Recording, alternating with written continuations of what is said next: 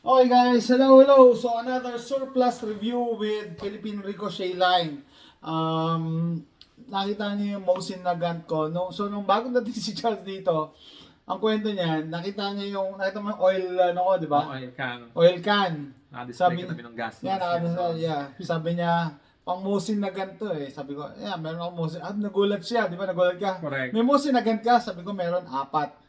Pero that's not entirely true kasi dalawa doon yung Mosin Nagant 9130 and dalawa naman ngayon dito yung Chinese Type 53 which are clone siya ng Mosin Nagant M44. Okay? Kasi nag-gun carbine. Yeah. M44. So yung M44 carbine siya, shorter siya, maikli lang siya as compared dun sa 9130. Ito rin. Yeah. So Yes, two. I have two of everything. Dalawang Chinese Type 53. Okay, so yung Chinese Type 53, ginaya yung M44 ng Russia. So, pretty fun. So carbine siya, version, maliit lang siya, and then may built-in siya na bayonet. Folding bayonet. Yeah, yan ang cool factor. Cool factor yan, di ba? Kasi cool factor. it's not everyday na makakita ka ng, binatanaw po yung piyak ko, makakita ka ng barrel na may folding bayonet. I mean, usually mga bayonet ina-attach, di ba? Externally. No? So ito, built-in na. Kaya sabi ko, okay, pwede ko sana itong gawan ng video as a zombie survival gun. No? Kasi pag naubusan ka ng bala, gamitin mo yung bayonet. Ayan, no? Correct. No, ang problema lang kasi dito, yung cartridge niya is 7.62 by 54 R. So mahirap hanapin kasi, kaya sabi ko ay hindi to pwede maging zombie weapon kasi madaling mag-dry up yung bala. 'Di ba? So ayan. Yes, kasi sinaktan na ng US yung Russia. Technically, Charles, pwede tayo mag-spadahan. Tayo mag-spadahan. Pero I'm sure somebody out there will get funny ideas. Yeah. Ano yung sabihin ng spadahan? That's not what it means. It's just two guys with bayonets on rifles. Malakas pumutok. Yeah, lakas ang Anyway, so sabi ko, Charles, isa to sa itong dalawang to, isa sa collections ko na hindi ko pa naipuputo kasi natatakot ako dahil may siya. Na malamang malakas to, malakas sumipa, malakas pumuto, muzzle blast. Pero siguro one of these days pagka nagkaroon ako ng time. Anyway, so yung condition niya, guys, papakita sa kanya, dalawang klase to, no? Ito yung mas masama out of the two. Mas maganda nga sa kanya, no? Mas maganda yung that's wood. true. Pero, mas maraming storya yung sa hawak mo, Jason. Ito, diba? mas marami itong kasi dami yung battle scars kung saan-saan. Yeah. Baka malamang lumaban yan sa Vietnam. yan nga, ang sabi nila kasi, binata na talaga ako pipiyak ko. Ang sabi nila, ginamit daw sa Vietnam War to. Okay? Yung mga Vietnamese guys, kalaban nila mga M16. Diba? M16, tama? M16. Kasi ito ang baril nila. And then, pabor sa kanila kasi nga, maliliit sila. Tapos, gumagapang, hindi nakatapat to kay Charles gumagapang sila sa putikan. Kaya daw, yung stocks naging ganito rin. Kasi, exposed sa moisture. Yan. Palaging basa, putik, and everything. Tapos yun nga, ginagapang nila. Sa mga tunnel. Yeah, tunnels, no? And then, pabor din to sa tunnel kasi maliit siya. Liit lang Hindi siya. pwede yung 9130 masyadong mahaba. Carbine lang siya, carbine. Okay? So, ito siya. Kaya kita nyo, ang daming gas-gas nung stock nito. Kung sa iba sasabihin, ang pangit ng stock, si Charles naman sinasabi niya, maganda yan, maraming history at maraming, may character, Exactly. pinagdaanan. Di ba? So, ano pa masabi mo? Ginawa mo na review to, ano masabi mo? Ano madadagdag mo doon dito sa dalawang Chinese Type 53 ko? It's a damn shame na hindi ako pwedeng bumili neto at iuwi. Nakakalungkot. Pero yun nga, I hope na maging available yung mga ganitong rifle sa Philippines nang hindi kina-classify na sniper rifle as per the PNP's memo on that one. But regardless, actually maganda siya kasi, guys, in the Philippines, one thing we have funny going on there is that everybody has modern weapons, diba? Everybody has ARs. Everybody has tricked out CZ858s. It's very rare that you see something like this in the hands of Filipino shooters. Sometimes, on rare occasions, if you get around as much as I do, may makikita kang nakagaran. Baka nga may makita ka pang naka-Springfield. pero hindi pa ako nakakita na naka-Type 52. Type 23 Hindi pa ako nakakita ng may SKS. Ang irony nito, Hindi pa ako kapitbahay lang natin, ang Pilipinas, ang Vietnam. Mas Oo, malapit tayo sa totoo. Vietnam. Di hamak na mas malapit. Tapos itong mga baril na, sinip nila papunta all the US. way to the US. Like the Vietnamese, Yeah. they were technically the enemies, di ba, Yeah. back then. Pero binenta nila yung mga baril na yun sa Binenta US. nila sa kalaban nila sa US. Pero yung Pilipinas, wala. Hindi tayo bumili Wala, ng dito neighbor- kahit katabi natin sila. katabi Which niya is lang, ironic and Oo, ridiculous. Dapat bubili tayo ng mga ganito. Kasi guys, sa totoo lang, there is a very unique and wholesome appeal, very classy look to rifles like this. Tsaka yung history. Yung history niya, napakaganda guys. Oo. Pag hinawakan mo siya, hindi siya feeling na, alam mo na, out of the box na ang bango-bango. Oo. It smells like it's been there, done that. Yeah. It smells like Battle tested battle tested. Marami na siyang pinagdaanan. And alam mo for a fact na ikaw na for this turn of its life, you are just its custodian. Oo, 'Di ba? tama. Na marami nang humawak sa kanya, marami nang lumaban sa kanya. It's got all of the scars to prove it, and it's not sanitized and clean and smooth and nice and neat. Gaya ng mga nabibili natin mga bagong ARs Oo. ngayon. This thing has character and history, and I just love it. Kasi para sa akin, part ng enjoyment ko sa mga rifles at mga pistols, shotguns and everything, yung history niya. So at least si Jason ay nabiyayaan na may mga ganitong mga baril talaga, no? Yung, Very, very nice. by the way, yung 9130 at saka itong Chinese Type 53, pareho sila ng bolt. They share the same bolt. So, talagang pinaikli lang siya. They share everything. Pati yung magazine, yung built-in magazine. And they share the same round. By the way, this fires the 7.62 by 54R. Ang limit sa Pilipinas, 7.62 by 51. So, Sabi nila. technically, hindi pwede to talaga. Dahil, Depende on how Yeah. who is interpreting the law that week. ano ba sabi sa batas? Kasi sabi sa batas 7.62. Walang sinabing kahit walang ano. So, sinabing...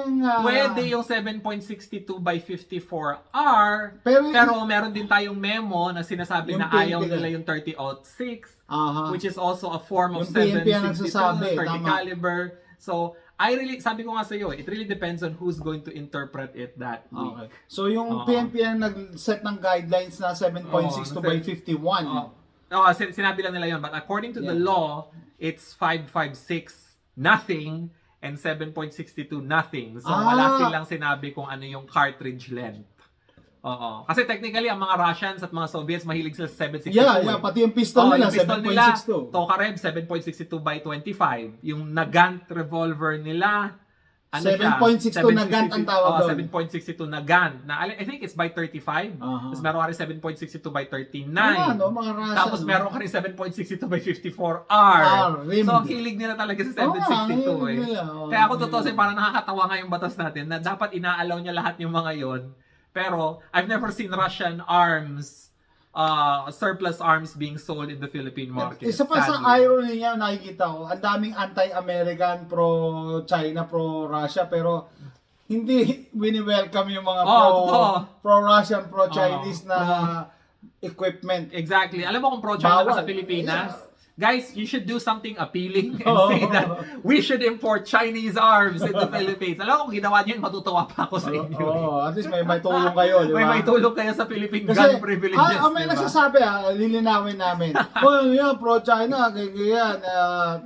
Linawin ko, talaga tayo, patriot tayo kahit nasa ibang panig tayo ng mundo, no? Pero, hindi mo pwedeng i-compare na yung sinasabi nila, bili kayo ng bili ng, galing China, sinusuportahan nyo yung China. Magkaiba yung bumili ka ng iPhone na made in China, barrel na made in China. Bakit? Kasi yung barrel na made in China, pwede mong gamitin yan sa China. Yung iPhone, hindi mo yung pwede gamitin sa China. Pwede hagis sa kanila. Yeah, ito, pwede mo itong gamitin pagka sinakop nila tayo, di ba? Totoo. Magkaiba siya. It's apples and oranges. Hindi mo siya mako-compare. So, Exactly. might as well na nasa yung advantage, no? In terms of firepower. Exactly. Firepower ang usapan diyan. So ako, kung pro-China ka at nanonood ka ng video na to, please import Chinese Import arms in the yan, Philippines yan, for mga- sale to civilians.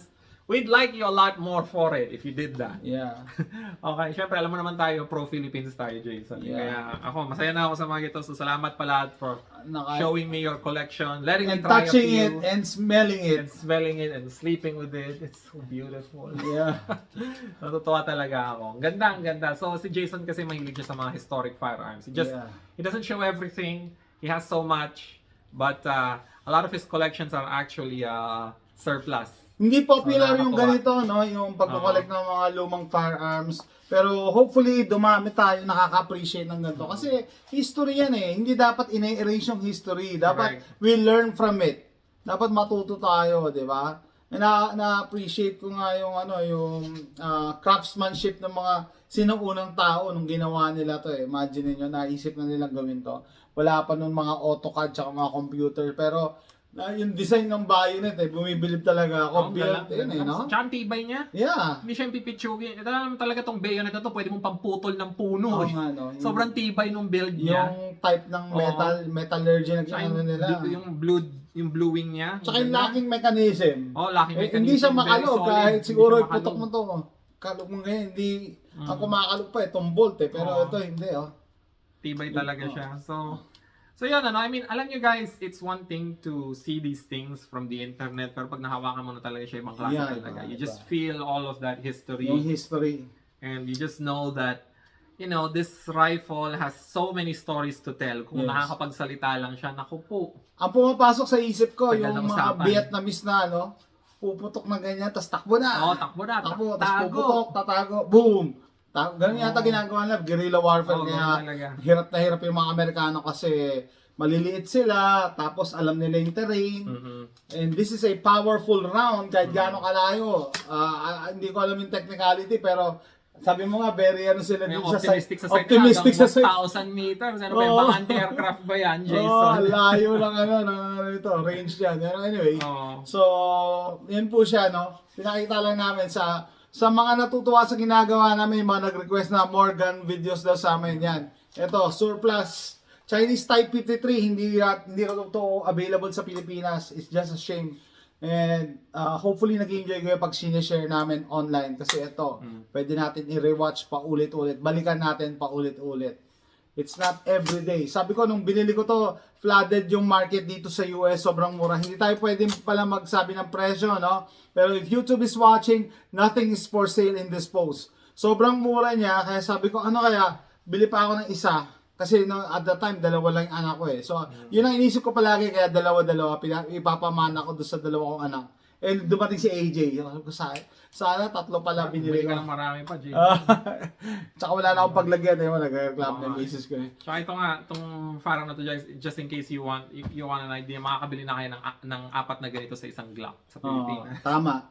So ridiculous bakit ganun yung natin, yung sistema natin sa Solid pati bad stock, sabi mo. prices. Oo, solid. Yung bad stock na talaga, Pang- paano talaga to? bamboo eh, Pang construction. Hindi, skull crusher to eh. Skull crusher talaga. This is a weapon. The bad Yeah. stock is a Boom. weapon, di ba? I mean, you can... Weapon, the whole, at everything the both is a weapon. ends. Both ends is a weapon. Yeah, pwede magamit Talagang, to pang melee. Sobrang tibay niya. Hindi gaya ng mga stocks ngayon na Pag pag nahulog, pinutong mo, sira na. Basag. Ito talagang pwede At saka ka sabi pwede mo, dumurog ng bato gamit to. Saka sabi mo, believe ka pa pati sa mga brass Oo, na... yung mga swivel Ayan, slots yung mga yan, fittings flings, siya na, oo. no? Brass Buo fittings. pa din, and then intact pa din, no? Oo, intact pa rin. Even after all this time. Yeah, wala siyang missing piece. Tama, pati barrel band, intact pa din. Galing, kahit na nababad na sa putik. More than 50 years old na yung rifle, parang yung mga 70 years old na nga to. Something like that. Pero napaka-effective niya pa rin at gumagana pa rin. Okay guys, tatapusin ko na yung vlog na to. Mahaba na tayo. Hopefully nag-enjoy kayo. Chinese Type 53. It's a Chinese copy of the Soviet M44 na gun, Mosin na gun, which fires the 7.62 by 54R rimmed. Rifle round siya na rimmed. So, ang alam nyo, mga rimmed na cartridges, yung mga revolvers, no? Pero to rimmed ang cartridge. Na-research mo ba bakit rimmed ang ginamit nila? Hindi ko alam. You have to go back to the 18th century. Yeah. The Russians really like to hold on to things. Yeah. Anyway, guys, thank you. Thank you guys. Bye. Next time ulit.